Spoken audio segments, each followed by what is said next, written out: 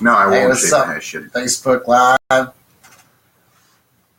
Yo, check, microphone check. You're listening to Tukk Live, Friday, 7 to 9 p.m. That was a bit of Iron Maiden, Run to the Hills. I was saying it was culturally appropriate for my show, seeing as I'm all Aboriginal and First Nations and stuff. Marty here says he don't like that song. I think it's bitter.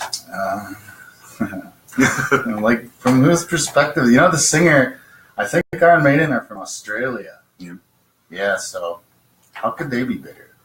Well, I don't know. They're busy committing, oppressing the Aboriginal people there. The Aborigines, doing the same thing. Australia does the same thing that Canada does here. To steal land and resources and oppress the indigenous populations. Yeah, that's true. And I also heard that wasn't like a colony of criminals as well. Like, talking history here. Australians don't like to talk about that, and I'm not exactly sure about the history. It's just kind of like, I got a couple people who follow me, who I follow on Twitter, who are from Australia. But the time difference is so dramatic that it's I don't get to sit and chat with them. Really? Because I think it's when it's normal waking hours here, it's in the middle of the night there, so it's but the colonial history of Australia is very similar to Canada. Oh yeah. All of these, colonization went through. The sun never set on the British Empire, so I think Japan is one of the 5 nation states that was never colonized by Britain at any given time in history. And I think there's only 4 or 5 that have no history of colonization, but pretty well the rest of the world does. Right. So now, Marty, Mr. Heavyhead, my friend, I just noticed that you're in the news here. I am. I'm so one of your headlines. So this is why. Well, see, I haven't seen my friend Marty in probably a couple years, and it seems like the only times I see my friend Marty anymore is when he's in the news, when he's on the Lethbridge Herald or something. For those of y'all that don't know, Marty right now is in a bid for the mayor's chair. I'm just reading that right now, lethbridgeherald.com here. Heavyhead confirms bid for mayor's chair. It says right here, in 2013, Martin Heavyhead says he became the first Indigenous candidate to run for Lethbridge City Council. While he didn't win one of the 8 councillor seats, he did receive more than 4,200 votes, or 19%. On Monday, Heavyhead decided to kick it up a notch and throw his name in for mayor. Is that true? That is true. That is true. All right, so you want to hear the story about why I decided to do that? Yeah, let's start there. Why? Well, so this whole time, people were after I ran for city council, and what I think probably my favorite thing that came out of it was the documentary Where's Home. And that's really this examination, and some say it's outdated now, but it's an examination of homelessness in Lethbridge. And so that came out of one of the forums that I was at. They had asked me about parking, and I made a joke. Because the guy beforehand, the person asking the question at the forum said, what do you plan to do about these loiterers downtown? About these loiterers who are, loitering and harassing people This is downtown. someone from the public who asked you this? No, they asked this at the forum, at the city council forum. One of the questioners had asked this question. And I was the guy right ahead of me. And they asked him, and what he said, he gave this real stock conservative answer, well, we need more boots on the ground, more boots, and it's you need to get more cops out there, and it's so they for some reason or another, they think that making this a criminal issue and getting cops to beat them up, if that's what conservatives really want, they want cops to beat people up and lock them up, as many as possible for some reason or another. Right. So that was his answer, and it really annoyed me. It was just oh my God, this guy, what's up with this? So when I get up immediately after him, they said, well, what do you think about parking downtown? Do you think we should get more parking downtown? And I was like, parking, yeah, right on, And then I said, so then I made this joke. I said, I wish I got the question about the loiterers, because right. I was again angry by angered by this question and the way that they're saying, dehumanizing the people out there. It's like, oh, they're loiterers. They're not humans. They're loiterers. Right. And so when I said that, then I started talking. I said, yeah, sure, parking, whatever, and all these old people in the audience laughed. And I said that I would blog about it, so I did. And then that led into this documentary where we actually got a hold of your dad, because I knew that when I first met your dad, it was the first year he was off of the streets. And I think at that time he had said he had spent 13 years out there. Mm-hmm. And so got a hold of him, and then we went off throughout Lethbridge. And you could find it on YouTube. It's called Where's Home? Yeah, look that up. And, Where's Home? It's a great documentary. Local Blackfoot, Lethbridge. All about the homelessness here. Well, I mean, it's about the dynamic between people in Lethbridge. Well, I think the issue of that is that this is Blackfoot territory, and these are Blackfoot people asking where is home. Yet we live in our own territory. I think that's the premise and the idea behind that title, right? Where is home? They're like all good art. You could take from it what you bring to it. So I don't want to be too leading on it, but people should. I think they should take a look at it, because it also has applications for Indigenous populations throughout Canada and the United States, because we had a very similar experience during colonization after residential schools. They don't call them residential schools in the States. When I grew up, we called them boarding schools. Yeah. Boarding school. Well, they're also called industrial schools. Yeah, Dunbo was one of those. Yeah.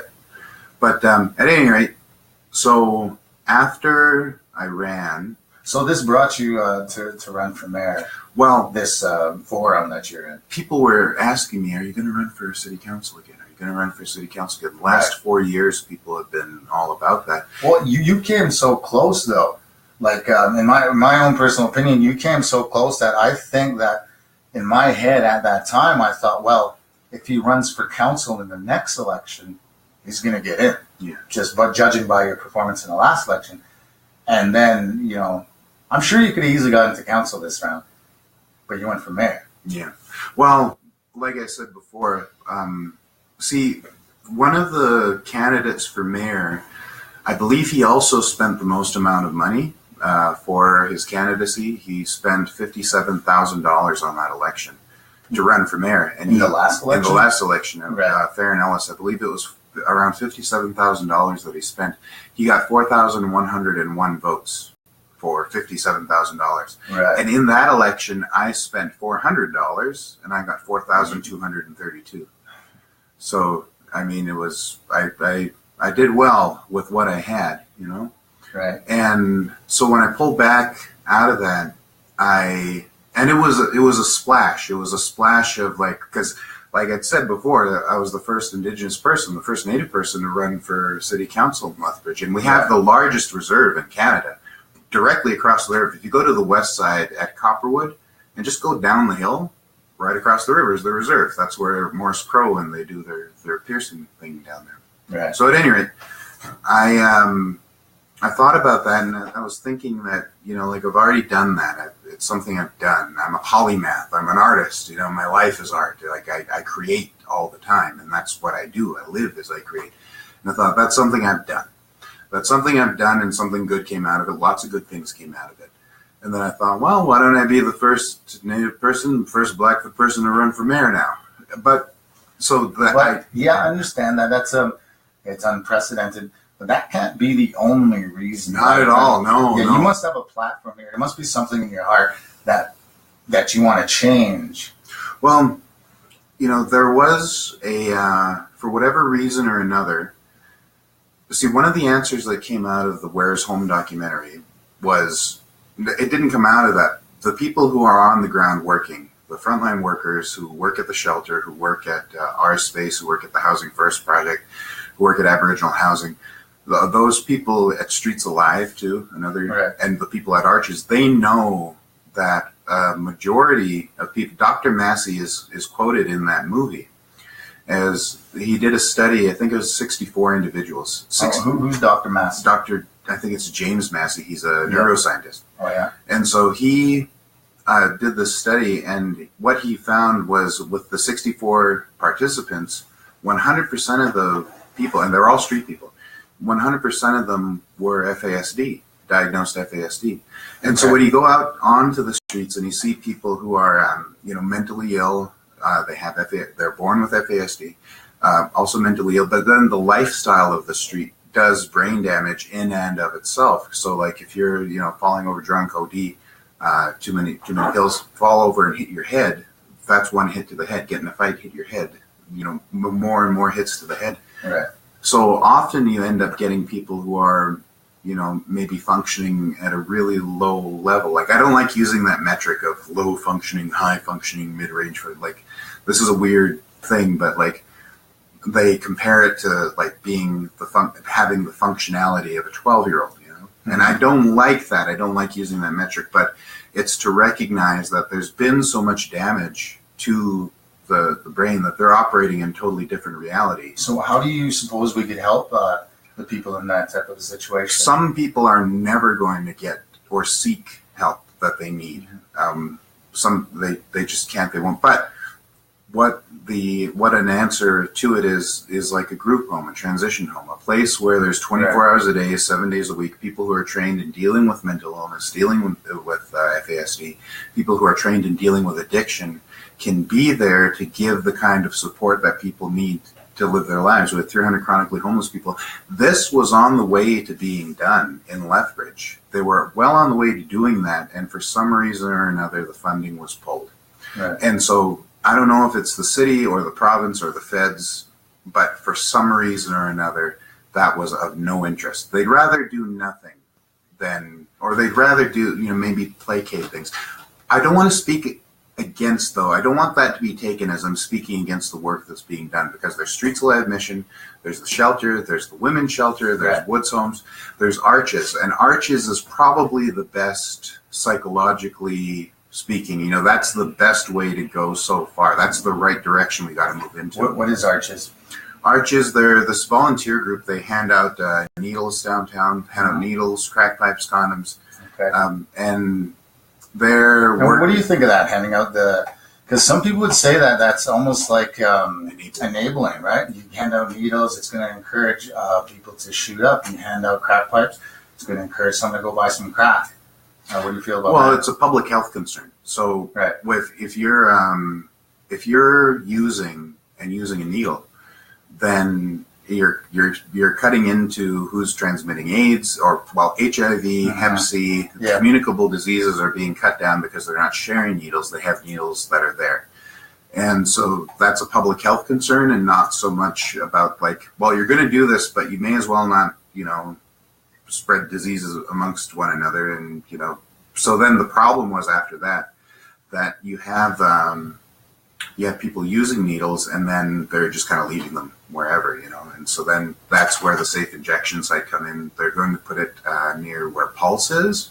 Mm-hmm. It's like, you got to bleach that building first. That was a nightclub. Right. You got to bleach that place. That was actually where we used to rap the Inferno. Yeah.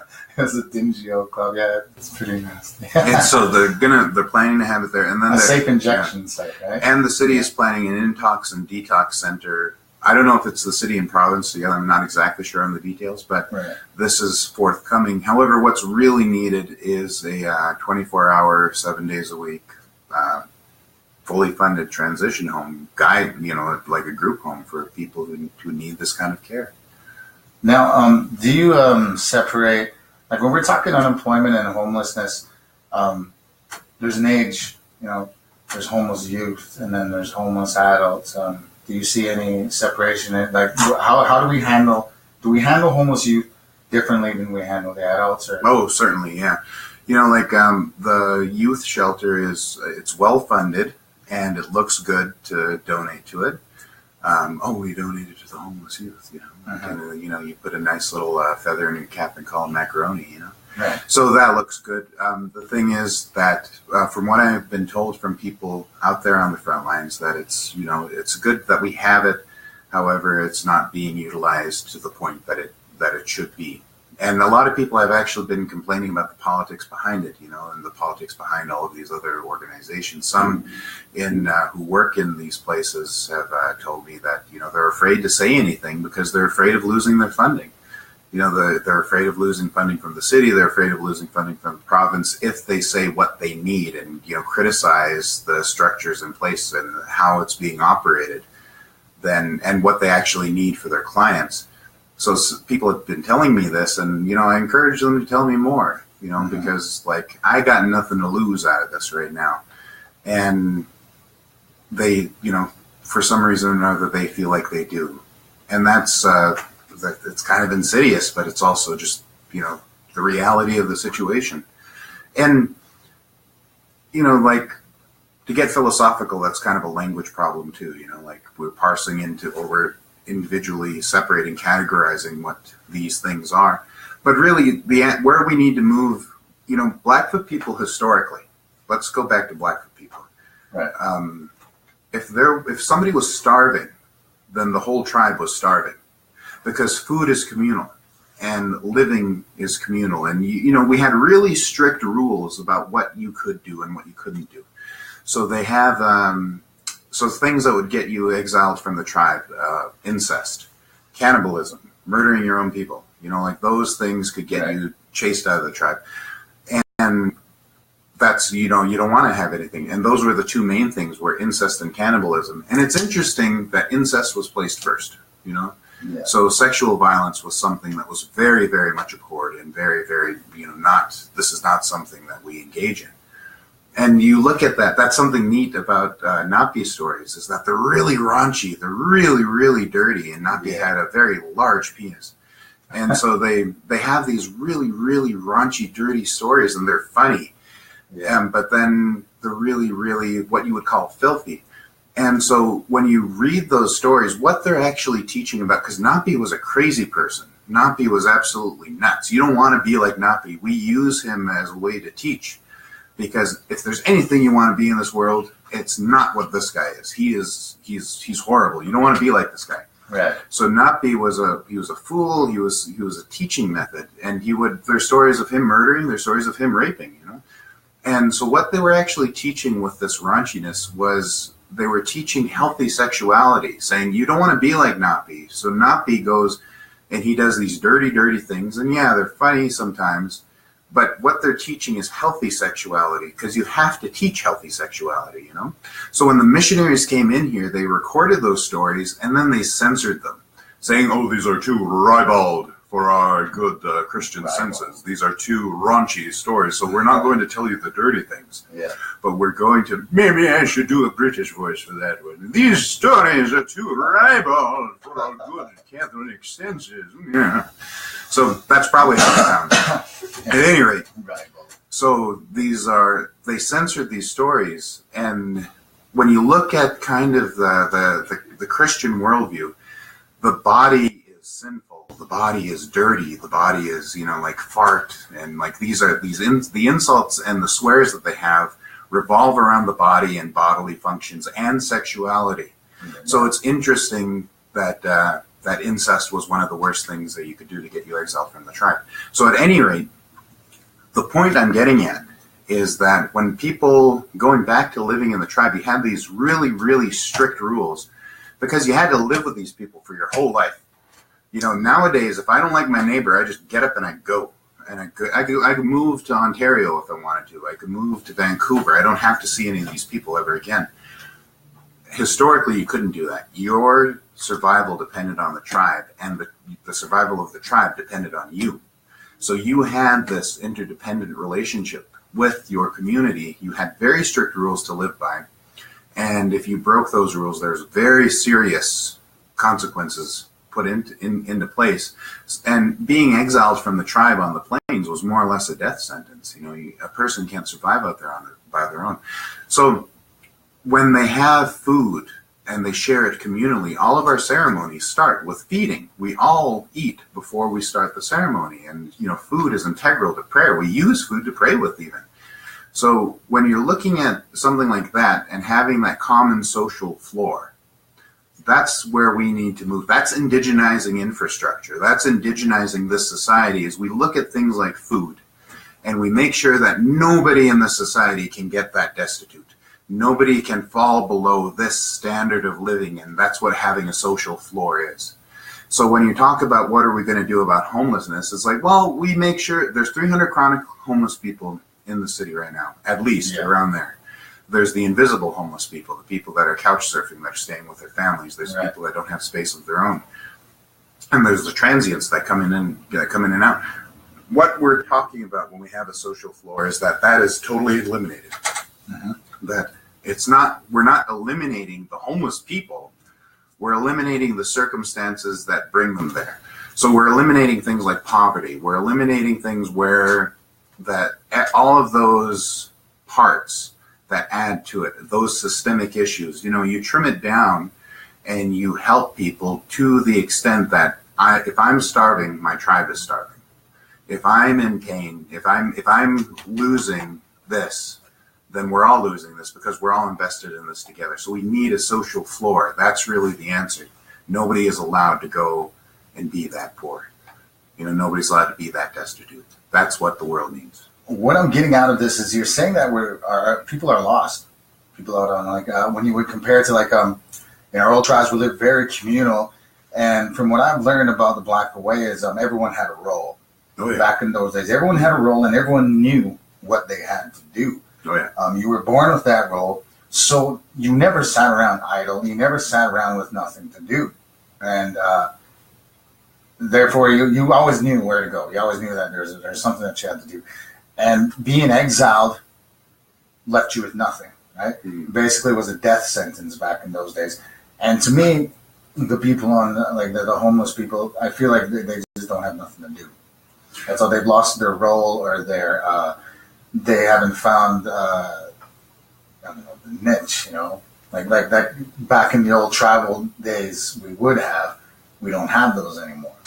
I disagree with that, and why I don't want you to take that out of it, because what I'm when you gotta the way that I pull back with street people is that what is it about living out there and being on these all different kinds of substances, because it doesn't matter if it's alcohol or crack or meth or hand sanitizer or pills, whatever is available is what they're going to take.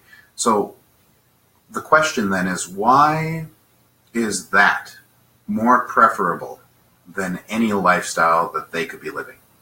So rather than going to Paris, rather than going to Calgary, rather than traveling the world, or rather than, being a farmer, or rather than doing whatever, rather than sitting at home and, being naked all day. So you're asking what's creating that appeal. So for whatever reason that they're doing that, then why is that? I remember me and you talking about this one time at the U of L, and you had said that it was a form of rebellion to be on the street.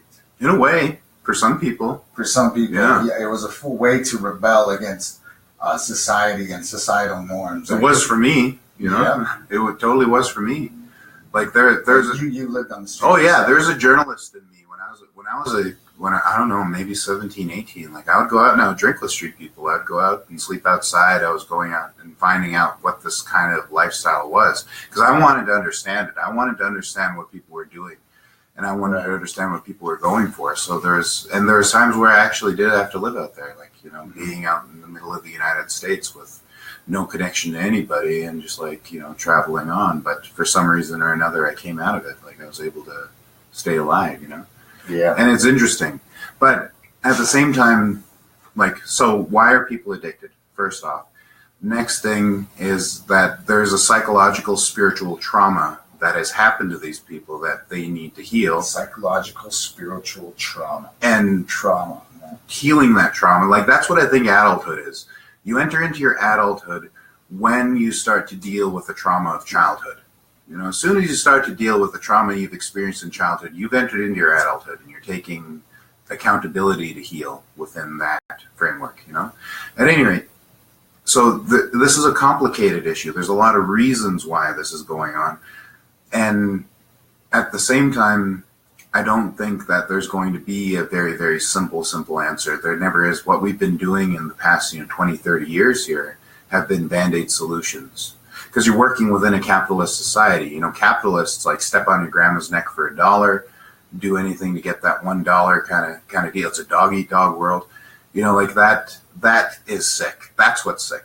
Like those 300 people out there aren't you believe that that's the world that we live in, though? Oh, that's totally yeah, and I'm saying it's sick. Yeah. You know, like those 300 people out there are not the ones with the problem when you really get down to it. They're not the ones with the problem. The 100,000 who let them live that way. The 100,000 who let this happen. Okay, those are the ones with the problem. Oh, wow. Those 100,000 people out there who have who are allowing this to happen are the crazy ones. They're the ones that are sick right now. Because we're letting 300 vulnerable people die out there. In the last 20, I got this information from your dad. In the last 30 years, there's been around 400 people that have died on the streets in Lethbridge directly related to homelessness. Wow. And what I just said about they're the crazy ones, that those people out there, not the people living on the street, they're not the ones with the problem. They're not the crazy ones.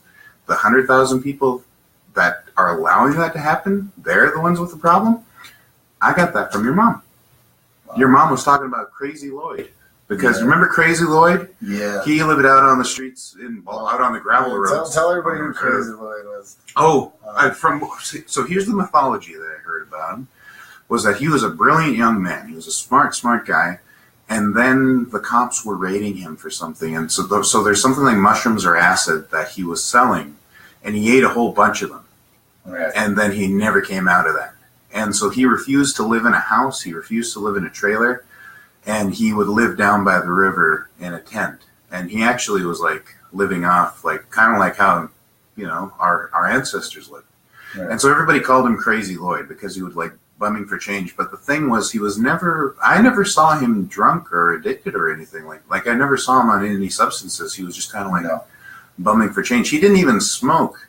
And so one day I thought I was being a real cool guy. So I bought a pack of cigarettes and I was like, oh, I'll give him a smoke. And so I gave him like half a pack of cigarettes. I'm like, here you go, Lloyd. Something like that. I thought I was being Mr. Cool Guy. Yeah. And he's like, oh, thanks. And he pulls out a freezer bag full of cigarettes and tobacco, and he just puts them in there, and he puts them back. He never smoked anyway. And so he died out there. Yeah. He died eventually. I think he got hypothermia, and he eventually died out there. But he was like a real character. He was totally a character. Everyone knew him on the Blood Reserve.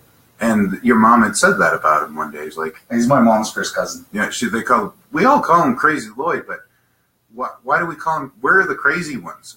It's not him. You know, we're the ones that are crazy for allowing him to live that way. Right. And so, you know, I mean, so it's like what you said, is the community taking responsibility for its own people. And well, you know, an older man had told me this from the reserve, that it's you know, homelessness does start out on the reserve. Like there's politics that go on out there, right, that you know, land occupancy and who is the land occupant, and what's in the Indian Act and what's set down in treaties, and you know, certain families got more, certain families got less, and so there is this kind of this dynamic going on. Like there's one guy, he has 8 sections of land out there that he's, you know, profiting off of, because they have white farmers going in there who are farming the land out there, and they're allowed to like get mortgages and loans out on what they grow, whereas the people who are the land occupants out there aren't allowed to do that. So there's a whole political thing going on out there that is.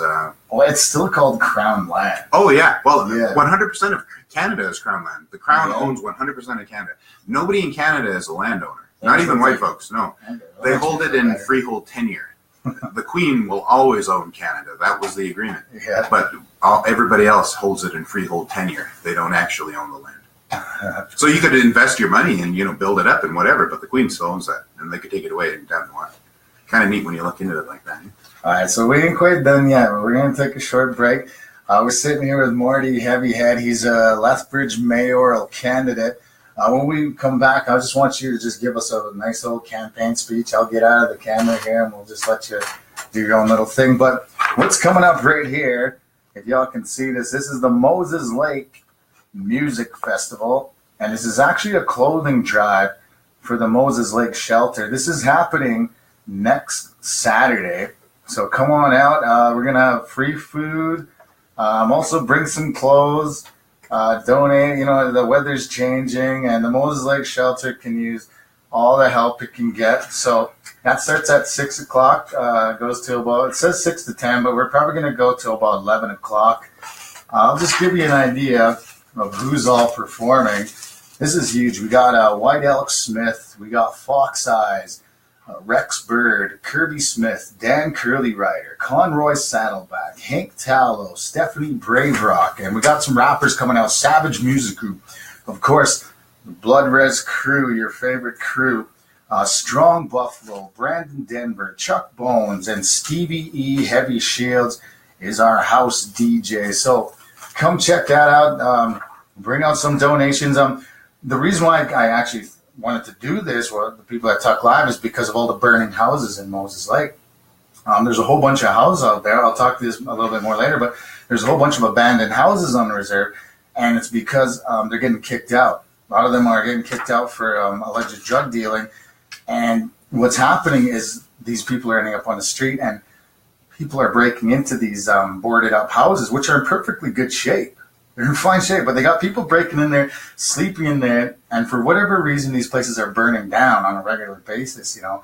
So these perfectly good houses are getting torn down. And I saw this, and I'm watching these people on the streets, especially in Moses Lake, breaking into these houses. These places are burning down, and you know, I'm tired of seeing that. So, you know, Blood Tribe, wake up. What do you want to hear, Marty? One more song, and we'll come back and we'll give you the mic one more time, and you can say goodnight.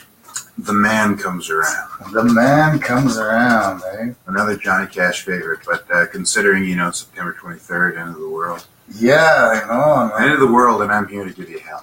I'm a little bit nervous. Allegedly. And Courtney, are you going to get on the microphone? I could for a little bit, yeah. All right, we got Courtney coming up as well. This is Courtney from Beat Route Magazine. So we'll talk to her at 8:30, and she'll give you the lowdown. So right here's Johnny Cash, The Man Comes Around. You're listening to Tukk Live, Friday, 7 to 9 p.m. on www.JessFm.ca. All right. Good job. Facebook Live. How'd you like that?